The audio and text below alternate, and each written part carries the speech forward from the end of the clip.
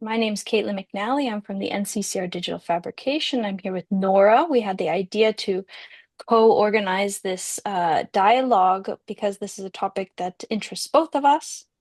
And Nora, from the perspective of she asked me, I wanted to do something around a topic that is hopeful because right now it's kind of a dark time for a lot of people as we reflect on what's going on. So yeah, this is something we hope that this dialogue is a bit uplifting and inspiring, and we'll hear from Rebecca and Jonelle, who are two uplifting and inspiring people. So just jump into a bit about regeneration because not everybody has the same understanding about regeneration. Um, and my intention is not to define it because it's really more of something that one can experience. It's a worldview, it's a perspective. Where I'd like to explore it a little bit, and the way it's often positioned is in relation to sustainability, which we all know a lot about.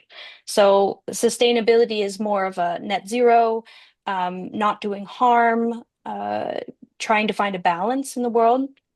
And regeneration is often described as going beyond that to create a net positive impact. And it's more than simply doing less harm. It's about contributing to the renewal of living systems. And it's also has to do with ecological, social, and cultural systems. And it really invites us to see nature not as a resource that we have to manage, which is what we often talk about with sustainability, achieving certain metrics.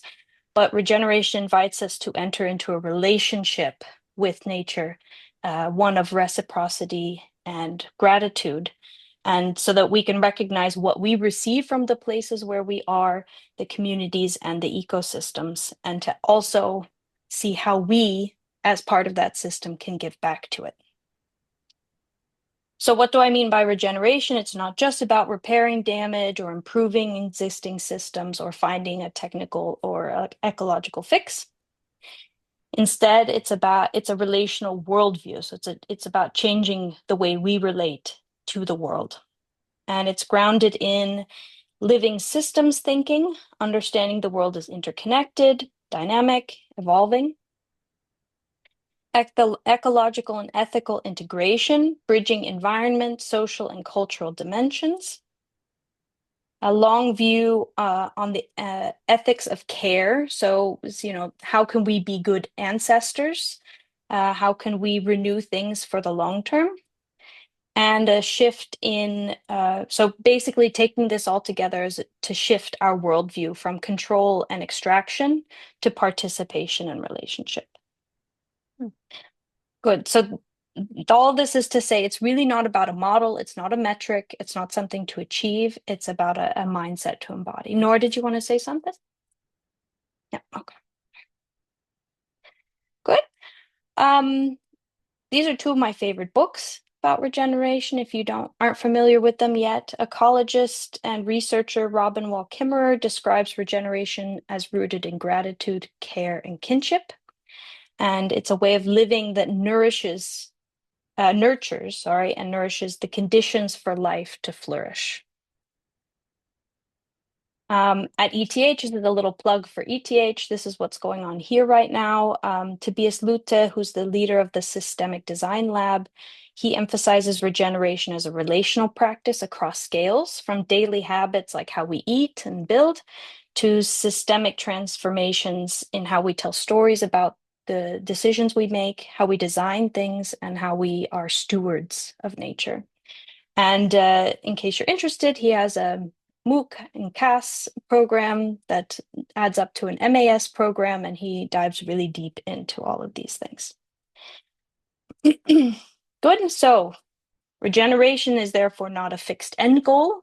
It's simply asks us to change how we view the world and to go from extraction to contribution, separating things to connecting things, and from stepping away from short-term thinking to long-term thinking. Good.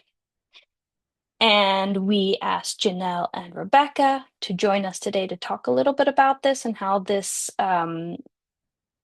how this shows up in the work that they do, which I'm really curious to hear what they have to say about that.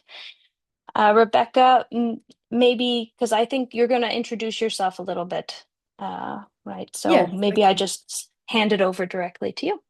okay, nice. So since I'm living in a very small village in with about 70 people in Graubünden, which is between Zurich and Lugano. So just in the middle of Graubünden, and we are having a farm and a small gastronomy place. It's not a restaurant as usual, because I think to have a normal restaurant, I cannot really go that deep with my philosophy as I want. And we are really showing the Alpine natural cuisine. So we cook only with food which comes from the Alpine area. So that means no coffee, no cinnamon, no chocolate, no pepper, and all these beautiful things. And it's definitely not to say, well, we shouldn't do that. It's not good anymore. Probably it is, but it's not helping at all if we are pointing on people to say you are not doing well. It's easier and more accessible if we show what you can do really nice things with everything what's surrounding you. And we are having a 9 dishes menu with a alcoholic and non-alcoholic pairing. And we talk also about culture from the Alpine area and everything what's going on, also like the manufacturers which create cutlery, glass, pottery, but also like philosophics and art from the region. So the idea is that people go with a good feeling to be maybe in the future a bit more like aware about regenerative gastronomy, but also farming and what to buy for food and where and why. Very cool. Thank you. It's so cool. I want to come visit you and experience Yeah, myself. that would be nice. Cool. Jonelle, do you want to talk a bit about yourself? Tell us what you're doing. Yeah, thank you. Thanks for inviting me too. And I'm excited to have this chat with Rebecca and you. Um, so I take this all from a very different angle. My background's in architecture and city planning. And so for the last 10 years, I've worked in foresight. So really around how do we design and shape the places and spaces that we live. And in this context, really, how do we rethink the built environment to deliver more positive planetary outcomes? So typically the built environment, or you can call them like human systems, basically the systems that we have created in physical space, right? They're often very isolated from the natural environment and typically don't consider that much, especially the bigger cities that you get to, rather than, small towns are a little bit different. But um, the cities are the biggest, I think, consumers of resources and producers of waste. And so I spend a lot of time thinking and talking to people and trying to figure out how do we flip that up on its head and use cities for good and use cities to give back more to the planet and our cultures and societies as well. Yeah. And so for the foresight piece, it's something Kaitlin just mentioned a minute ago. One of the key pieces of focusing on regeneration is going to be going from short-term to long-term thinking. And so I'm happy to chat longer about what foresight is, et cetera, maybe at a different time. But in short, foresight is helping people think about the future. And one of the key factors to be able to do regeneration and just think about, what we do as a species going forward is the shift from short to long-term thinking, because we can make, I guess, bigger, longer, hopefully more impactful impacts on the places that we live and on all of our cultures. So. Maybe we can start with Jonelle about how does regeneration show up in the work that you do, um, whether with design or events or all the different things, entrepreneurship. Where do you really experience regeneration in your work? Good question. So, like you mentioned, I do lots of different things. So I kind of see it pop up in different ways. In the I'll call it the day job section.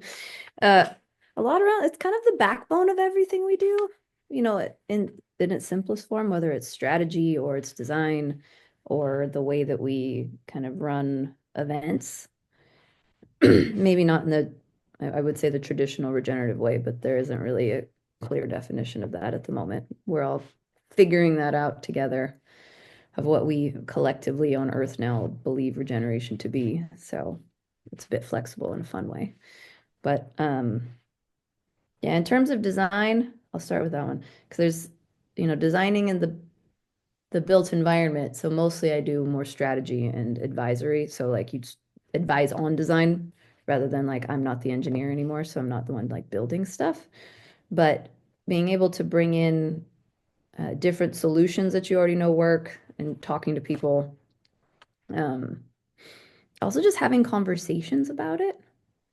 And so I guess maybe 5 years ago, when I was at my previous job, we wrote a report on regeneration, and we spent 5 years before that studying it and producing it, etc. And so the conclusion of all of that was that we don't need new innovation to make a regenerative solution today, right? Innovation can help, fine, but like we have plenty of knowledge already that we can implement now. The challenge is simply figuring out how to put all these different solutions into one project rather than innovating a new solution, for example, which is what you typically do in the industry. Like there's a problem, let's find a solution. And fair enough, we should keep doing that. But in terms of regeneration, you know, the report that we wrote, we just picked 20. There's more than 20, but we picked 20 different regenerative actions. And theoretically, because nobody has done this yet, and I continue to look frequently. So I say that because I'm also open. Like, if anybody has seen an actually regenerative built environment project, please send it my way because in the 10 years I've been doing this, I have seen none. I see ones that they try pieces, but none that are fully doing this. Can you So give us an example of your favorite regenerative innovation? yeah, but yes. So kind of to finish the point though is that like we picked 20 things that were reasonably easy to implement. And so in theory, if you put all that into one project, we would have, if not a fully regenerative, very, very close or much further progressed than we are at the moment. So one of my side projects is always hunting for somebody who wants to do something like this that I could work with, but one day I will find them. Right now, I think probably the one I like the most, it's a well-known one. I think it's called Cheongyang. I might pronounce it wrong, but it's in Korea and it's this old waterway that then got turned into a road and then it got turned back into a waterway. And when they turned it back into the waterway the second time, they opened this up because it was closed for decades, I assume. And then they added pedestrian paths, they added lots of plants, they cleaned out the water. And so that's often heralded as one of the more regenerative projects. And if you want to pick it apart, you know, there's some good stuff it does. It definitely doesn't go far enough, you know, but it's something on the pathway to getting there. And it's got a lot more life now too. It's like if you're in the middle of a city, you don't have a lot of green spaces. Having new accessible green spaces that you can walk down make a huge difference in your daily life. And beyond that, having things like that clean the air. They make urban life better, even if you don't go and inhabit them. Because the more trees, the more green space you put, the more carbon you absorb. And it does, you know, from helping to clean the air to making people happy, because there's also lots of studies that having plants in your life make you happier. And so I know back in maybe the early 2000s, there was a big push, everyone putting plants in their office, which had other results and many of which didn't survive, but the part of the rationale was it helps your mental health. And so, you know, there was lots of like, we all need plants in the office and it does make you happier. So anyways, fun stuff. Yeah. Yeah, very good. Thank you. That's a cool example. I like to imagine. I don't know. You have to go look it up later what that actually turned out to be. But that's that's kind of an exciting idea to rewild, or what do they call it? Renaturalizing or Yeah, rewild. it sort of depends what country you're in, as in Okay. there's not like one universal term for any of this stuff yet. Yeah. So Okay. yeah, renaturalizing. But at the end of the day, it's still not a natural waterway, as in you've got concrete walls, you've got concrete plains. It's not like if you're up in the mountains, right? Hmm. And so when we talk about urban nature, it's very different than real live, nature that exists as itself. So usually I try to describe these as two different things. I call it like the man-made environment and the natural environment, just as a way to understand. And like Hmm. if you live in any form of home, right, you live in a man-made environment. Even if your home is in nature, you have better access to nature, but you're not living in a tree, you're not living in a teepee, you're not living under animal skin, right? You still have a house and arguably that's better for other reasons, but you're Yeah. still connected back into things that we built and that we made, and that affects the environment around you. There's also this example in the Netherlands, right? That's something in between where they had this waterway that was like they had concrete walls, or they had contained the river, and then they widened the riverbed so that it could also naturally divert its path. I have to look. Um, okay. Yeah, I saw that somewhere near, because in the Netherlands that's where a lot of the big rivers come and end, and it should be a delta, but of course Yeah, they've built it and narrowed it, and but I think recently they decided to open it up and got rid of whatever was there and gave the river more space. It's also a yeah. nice example. New York's trying to do similar things too. I haven't checked in on that recently, but like putting in oyster beds and trying to build out because that was all a big swampland before they built Mhm. New York City. And so they're having constant problems because it's a working waterway where, well, there's just lots of problems in general because it's a huge city. But the water itself has lots of problems because all the way that their drainage system goes, if there's a big storm, all the sewer water flows into the rivers. And so then you have to clean that up, or you need to wait a while until it flushes itself out. And then because Mhm. there's so many boats, it brings soil and soot in. And so then the ground, they have to go through and retrench it because it brings dirt in, and then the under the water goes up, and then the boats can't go forward anymore. So then they have to bring in special machines to like dig that back out, take it back out. There's all kinds of stuff. And so part of the thinking of renaturalizing it would be that that would help with some of this stuff. I don't think in a city the size of New York that's probably ever going to be fully functioning as a natural environment. I have a hard time imagining this in the next few hundred years, maybe in 1,000 years, but Mhm. there's are things they can still do to make it better, Yeah. even as a built out place. Yeah. Yeah, thank you. Maybe we switch over to Rebecca and hear a little bit about how regeneration shows up in the work that you've done, which you've beautifully described already. Thank you so much. Also, Jonelle, it's very interesting to definitely see another perspective because I'm living actually in the mountains, not in a teepee. What I would like to.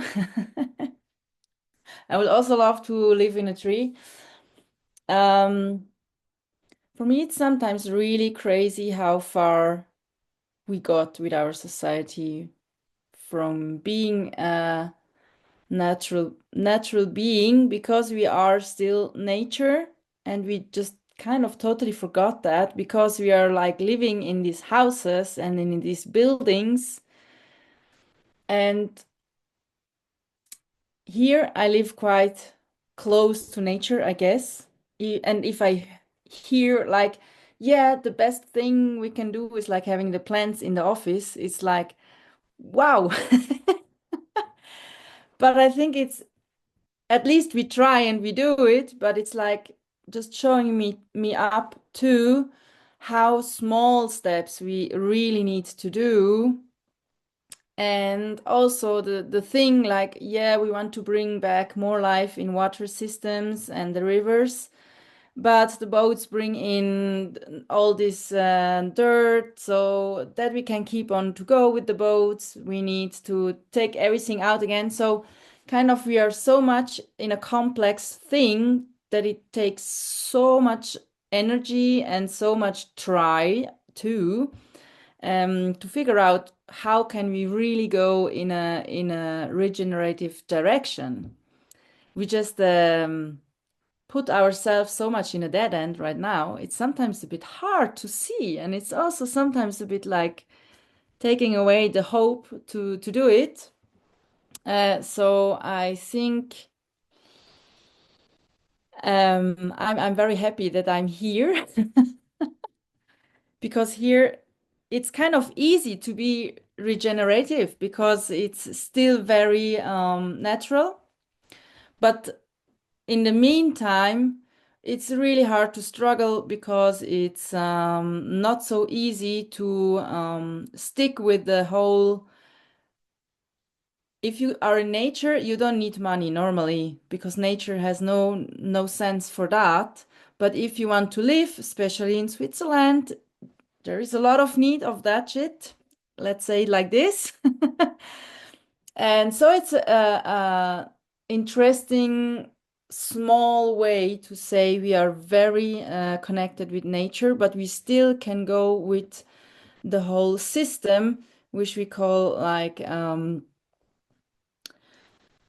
yeah, just like sticking to that we can survive also in with everything around, that we are able to buy products which are not from the own farm, to buy a table that people or a chair that people can sit on it. And so we really need to figure out where is this point between going with the whole system humanity created, but also to stick to a system which is natural and where we come from. And we definitely need to figure out a proper way for that. And I think this is what I try and what I really like to try. And there, my hope is growing again. So, not everything is bad, but I think it makes sense to be a bit critical because if everything seems to be fluffy and pinky, you are like losing the hope probably faster than as you are a bit more critical and you see, well, there is ways to go in a better future because we learned a lot, we know what's not going in a positive direction, and we are definitely able to do something and to create something and to go in a direction which is more regenerative, which makes our planet habitable for longer. And this makes me really positive, and I really want to go into that and to give it to many people. So I'm in the first moment a bit like critical, maybe too much for a few, but at the end, it's more like the hopeful and positive thinking for future, which I want to spread too, for sure. I have a follow-up question on that. And maybe also come back to Jonelle after with that. And it relates to place. You, Rebecca, you are very much, your roots are in the place that you are now in, right? You are very rooted in the nature of Graubünden and the nature, not just the nature, but also the nature built by and changed by human beings in order to grow vegetables, for example, like potatoes or whatever. But it also, this place that you're rooted in also gives you the chance to do what you do, namely cook with ingredients that are from the place that you're rooted in. How do you see, because you also go with your cuisine and with this experience of the cuisine, you go to other places. So how, I don't know how to frame it, but how do you take your roots, or you leave them there, obviously, but how do you take this sensation and this experience and this bodily also placedness, locatedness of your place with you to another place? How do you achieve that? And what is your experience of people with their experience of that place in the food that they are ingesting? Yes. So until now, first of all, that was exactly the idea, to show people it's possible to do it anywhere. Because I think these natural roots we have up here, they are everywhere. They're just a little bit too much under beton. But they are everywhere. And as soon anyone can live somewhere, it's possible because it's a place where you can live. So it's a place where something is growing. So it's a place which is like habitable. And so for sure, you can bring the philosophy of that, what we do in lawn, it's adaptable everywhere.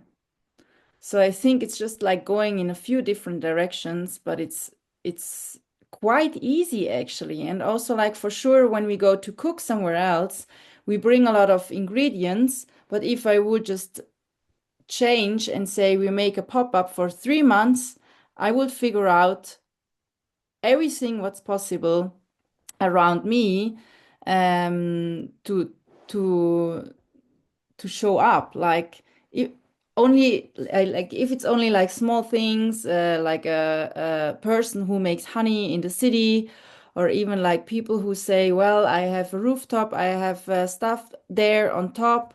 Or even like, I mean, in Switzerland, we have very small cities. It's super easy. In half an hour, you are out in the green. You can have farmers around there. You connect with these farmers. You tell them, look, I have a new project, I have a restaurant.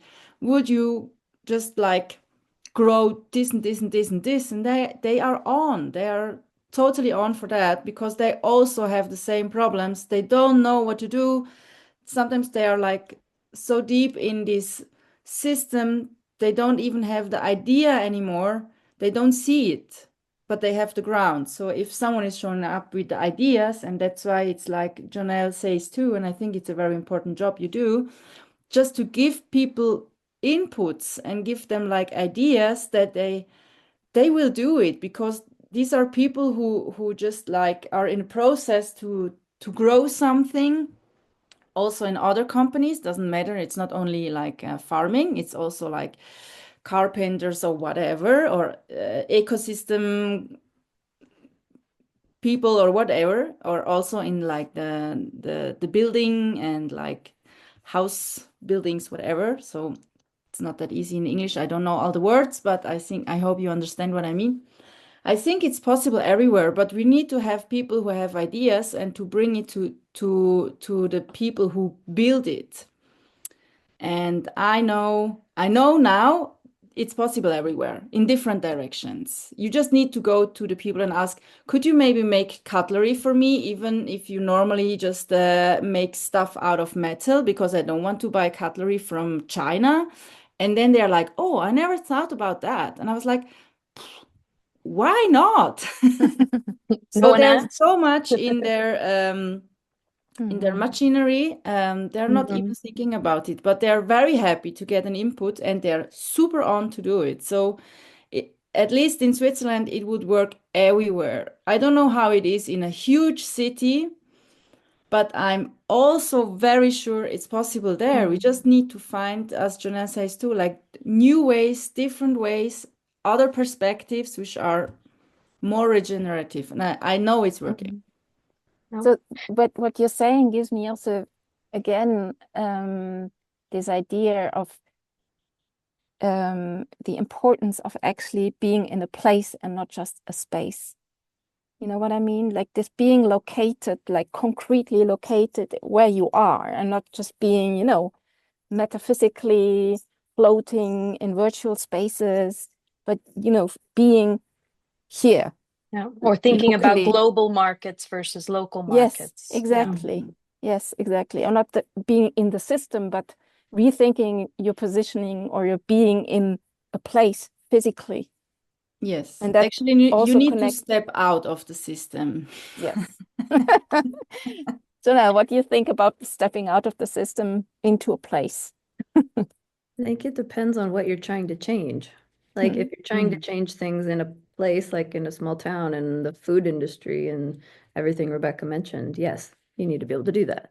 If you're working with a company that's global and trying to change systems or supply chains or something like huge, right? Like it's quite different. So it depends at what point you're intersecting with with change. So in general, much more, way more people are in places and doing everything. I just kept nodding because I'm like, I agree with everything Rebecca said. So, most people live in a place. If I'm building a house, whether it's the carpenters or the architects or the food, right? Being in a place matters, but it's also important to remember that not everybody works at that scale. And so it just depends what scale you're encouraging, engaging, innovating at. Maybe I can follow up on that and ask, what do you think is the future of these global companies or like global markets? And if regeneration is pushing more and more for local place-based systems, what is the future of what role could they play in this kind of transformation or what we'd like to achieve? That's a good question. I guess my first instinct is being more of a connector. I mean, we're always going to have some stuff globally because unless communication channels collapse and everyone becomes a nationalist country again, and like we really close down borders, which probably isn't going to happen in our lifetimes, right? Like that's a possibility in the foresight terms, but that's not likely going to happen. More likely, we're going to stay globally connected. It might shift the way that we connect, the way that we do trade, the way that we communicate, but we'll probably stay connected globally. And I'm starting with that because there's always going to be a role for that. And like those people, whether it's, avocados are probably never going to grow in Switzerland, for example. So like in a food, maybe I'm wrong, but I'm trying to think of an extreme example, right? There's going to be certain things that can't grow here. And this is where you need a global, supply chain. If you want to get something from far away, you need to do that, or we all have to change our diets to only eat local stuff, right? But probably we're still going to do some global stuff because people just want to do that, or flying, or I don't know. I'm trying to think of what else. I'm trying to think of different kinds of trade. Like there's going to be things that are just better to make in other countries, whether it's food or it's paper or your pen or something like this. And I'm kind of going on a bit of a tangent, but I'm using that as an example to like we're going to stay connected, so there'll be a place for global companies and global. But I guess my first is I think of them as connectors, because if you understand what's happening in different parts of the world, like one of the values that I don't know if that's actually happening today, but like you can connect people in different places. Like I have this pen and you have that pen and we now like this company. And so, we find ways to be connected. Mm-hmm.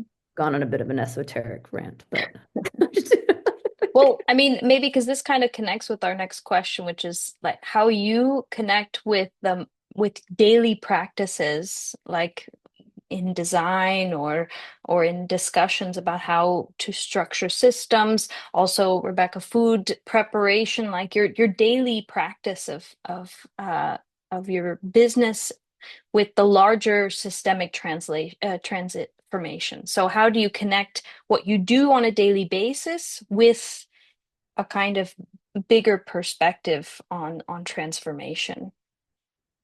Maybe you could start, Jonelle, since you are. okay. Or Rebecca, you could start. No. That's also fine. No. Okay. Good. I think the first thing that comes to mind is kind of connected to my esoteric rant was everything is connected. And I know we all say that, and some of us, I don't know, do more about that. But I think about this a lot. Like, where do things come from? How are they actually connected? How does me doing meditation in the morning affect, how I act all day, and then how I engage with other people, or how does a design decision, ripple? What are the ripple effects of all these things? I think probably on the daily, it's much more around that, something like meditation, mindfulness practices, because that, I don't know, at least for me, it helps open up your mind in different ways, or at least my mind in different ways. So when I work with people or think about these things, I think it's the way we engage is better, or at least from my perspective, it's better. So I assume that it is for everybody. And I guess the other one would just be talking about it. Like with your 2040, we run an event every year. right? And this has been 5 years. 5 years, every year we talk about how do we make it more regenerative? How do we make it more sustainable? How do we make it better? And we haven't figured it out yet. I don't know how to make a regenerative event. I can give you ideas, right? And I can design it on paper, what we would maybe do, but doing it in practice is, I don't know, it's harder than I probably thought, but every year we also improve a little bit. Like we tweak this thing, we tweak that thing, and we work with the other people we work with too, whether it's the restaurants or the suppliers of something, right? And we also, I think part of it's just this talking to them like, hey, can we make that a little bit better? Can we make that a little bit better? And so I'll leave you with an example. But last year we went to one of the local high schools. It's the Lyceum Alpine in Suat, that one. And so when we went there for dinner, they were hosting us for dinner, and we asked them if they would make us vegan food, right? We didn't try to, we just said, can you make us vegan food? And the first answer was no. And then we talked to them again and we mentioned it again. And at the end, they ended up hosting our dinner that was a vegan dinner. And this was the first time they had ever served an entirely vegan meal, right? And so while the whole, everything that we have done maybe isn't regenerative per se, but like that's starting to shift the mindsets of the people who work there and just thinking that different things are possible than what they had done previously. So I'm hearing from you that it's awareness is key, like kind of a daily awareness and reflection, and recognizing that it's a process that evolves with time, and you just keep trying things and tweaking. And yeah, and that's sort of what Rebecca mentioned earlier with, I like what they wrote this down. We need people with ideas. And part of it is like what she was talking about with going to the farmers. You go, hey, can you grow this for me? Right? The concept is really similar to what we did with the school. We're like, hey, can you do this? And just they had never considered it before. And then once they did it, they can now decide, do they want to do it more or not? That's now out of my hands, but no one had asked them before. Mhm. That's really cool. Rebecca, do you want to follow up on that? Connecting your daily practice? Yeah, I think it's like very important to do it like daily, to also think about it. I think the really hardest thing, we need to do it in very small steps. And I think the last 100 years, we went huge steps all the way up. We created so fast a new world, kind of. I mean, if you ask people, they are 90 years old, and in our village we have like 7 or 8 people that are 90 over 90 years old. They grew up in a time, it was like it changed, it's a new planet, let's say that. And I think now we just realized that it just went, the whole system is collapsing because we see nature as a product, and it isn't. It's a part of us. And I think all these connections we understand now, and they're like overwhelming us. They're like overwhelming our brains. We cannot understand what we did in this very short time, and that it is not the same amount of short time to go back, but still keeping that what we have, because we don't want to lose it. As also, like, it was very interesting, Jonelle, that you say, well, we still will be global, which I totally agree, and I think it makes a lot of sense to stay global, but with which part? Does it make sense that we in Europe are able to eat like pineapple and bananas all year long, but there is other people in these countries which are losing their farmers, because it's not possible anymore, because it's like, we in the Western part, we want this. We don't want to say, well, we know now it's not good to do it, so we just find another way to do it. So I think it's really hard for us, and for us I mean like for the people who live like in the countries which went very further in the last 20, 30, 50, 80 years, to just say to stuff no. I mean, but my parents could do that. Why can I not anymore? So it's really hard to say no. And I think this is something what we need to learn in micro steps, which makes it even harder. Yeah. Rapid change, and I totally agree with you that things have changed faster than almost we can either cope with or reflect on, right? And we're all kind of stuck now in this point where maybe people start realizing something's been lost.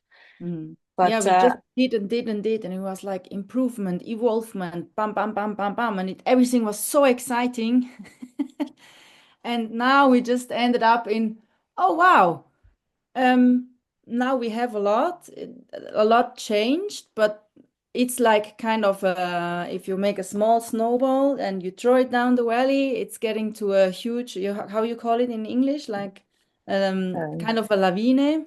an avalanche. An avalanche. Yeah, and she is just like floop, rolling over us, and we really need to figure out how we can take away small parts of this huge avalanche now, which we created by ourselves. Yeah. But I like your point about reflecting personally and making, like, I'd say, courageous decisions that make sense in light of what we are observing. To say, yeah, maybe not bananas today. Yeah, so for me Or personally, in a small way, now I was just talking about the whole big thing. I really try to say no to things I don't need, which are just like, oh yeah, nice to have. But do I really need that? And I think I really like the way of minimalism, because I think that makes you, at the end, if I didn't eat avocado and mango fresh since very long time, and for sure I love it, but do I really need that? And then I can definitely say no. And so if I don't live in that area where it's growing, so why should I? Especially with fresh things. So if you say yes to pepper or to dry spices, which are easy to travel slowly, I think that might be the type of global things we still can do without having bad feelings. But if you need to eat fresh mango, which came with the airplane, there is a fat no on it. yeah, yeah. And that's I'm sure the rest of us in the room have eaten mango and Yeah, but it's really hard. it's yeah, It's really, you need to be very yeah. strict. Well, and I think we also have to be gentle with ourselves and to also recognize when we have capacity to make these hard choices and not, and to decide which hard choices we are ready to make. But just Yeah. chiming, the other thing to Yeah. consider is also eating locally is much more healthy for you. So like Exactly. depends on what message sticks with you better. Like for some people, it's the travel cost, the climate, and for me that works too. But for other people, it's like, look, if you just eat what grows in this region, in the region you live in, it's healthier, it's full of more vitamins and nutrients. It's the food you're supposed to eat because your body shifts as the seasons shift. And it's just better there's many other ways to articulate it, but part of it too when you talk to people is figuring out which thing is that they care about. Yeah. I think also like the perspective. I just figured out this weekend, it was interesting. I don't know why, but I thought why it's just a way of perspectives, like saying, well, my life is good and I'm happy because I can have everything. But then you get, let's say, a bit harsh, like fat and lazy. Is that really the better life? Or you say, well, I just say no to few things, but then I feel good, I feel fresh, I feel like vitalisiert and healthy. Isn't it maybe better? And I think for humans, it could be good in our society to sometimes say no, to actually feel well and comfortable and fresh and healthy in our life.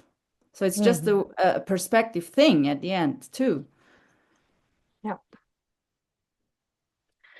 Yep, I definitely agree. Maybe we could then, because we're running a little low on, we're coming to the end. We're not running low on time. But maybe we can end on an uplifting point about what gives you hope right now in terms of changes that you see ongoing. Both mentioned a little bit something, but what is the most hopeful thing you are observing in your field or just in your life where you are? Who should start? Whoever feels ready, I think. Jonelle? Sure.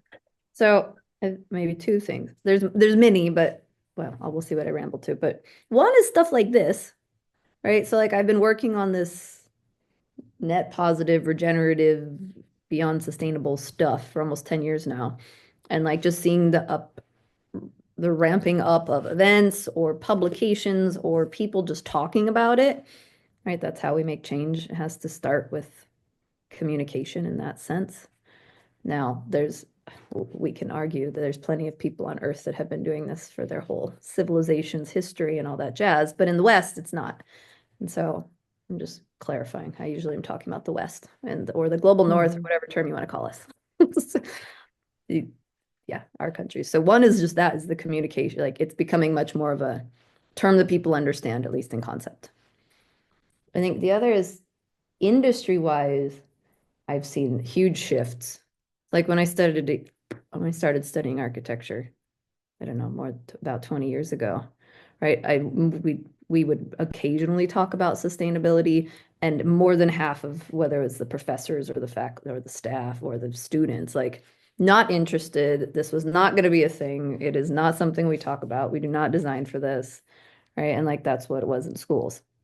And you look at schools today, and like everybody has some sort of sustainability or environmental course in architecture and engineering degrees. And so, education, it's, I guess, similar to communication, but education is how you shift culture and how you shift, I guess, practice as well, because then these people go into practice with new knowledge. And then the companies see, it's a ripple effect. And the companies see, oh, hey, they knew all this new, these young people know all this new stuff. How do we use that? And they're usually happy to try stuff. And then you start learning, oh, that worked. Okay, do it more, do it more. And then you just keep, as the population shift, it just continues to grow and get more embedded in practice. So I've seen a lot already. I expect that we're going to keep seeing more and more of this. Yeah, that is definitely encouraging. I see the same trend from my perspective. Rebecca, do you want to add? Yeah, so I agree. I'm in like from the side from hospitality, there is also changing a lot. When I made my apprenticeship 20 years ago, I remember we had once to do kind of a experiment, like to write down everything we have and we need, and how much earth, how much globals we need to live in. And we were 16, 17, maybe 18 years old then. And I was the only one who didn't use one full earth. So all the others, they were still living at home. They used already more than one or 1.5 of the globe. So they were already over it. And I think there it started in my brain to think about, wow, shit, but we have only one. I mean, when already the kids have more than one, how is it with adult people? And I really think that was the only thing we were talking about, the footprint on Earth, about every person. And I think since then, a lot of things changed in the school. And I think, as you also say, Jonelle, like education is the best way to go into a shift, because education makes makes us aware of the problems we have, but also of the solutions we could have, because it doesn't make any sense to only talk about the problems, and also to talk more about regenerative possibilities, that we are already not anymore talking about sustainability, but how can we go back to more? So I think this is like a huge step, and also the interest of more and more people. For sure, I have always like also people who say, well, I'm not interested on that, and I can do anything because I'm a single person. Shululu. But I think it's just growing more and more, as I see also in my kind of hospitality we do. We also grew because we have more people who want to come to eat at our place. So there is more and more interest for that. And even better, there is other restaurants and other people doing something similar than we do. So I think, as I always say, there's sometimes people, well, we don't want to copy, we just want to do something in this direction. I'm like, yeah, that's nice. As more we are, at better. It's like important that we grow, and I think it's also very important that we figure out to an equality to everyone, like to in the best moment, like to the whole world, but for sure also in our small pot of people we know around us. Yeah. That's great. I'm glad to hear that more and more people are trying to do that. And it's so interesting actually. I didn't even think about it that people be afraid of copying you when it's something, I Yeah. mean, we'd all be happy if they did, right? It's Mm. I don't know how it is in other fields of working, but in gastronomy, it's a huge race, definitely with all these like lists. You are the best. No, this guy is the best. No, Oh, there. the rating I'm like, systems. ugh. Oh, And I never want to step into that because I think it makes no sense. We just get stalked. And I think for me, it's more important to connect. I want to connect with other restaurants, and I would love to see that they do similar things so we can grow together. And that's my, yeah, kind of anti-style I'm bringing inside of that system. yeah. That's so I love the great. expression anti-style. Yeah, that's wonderful.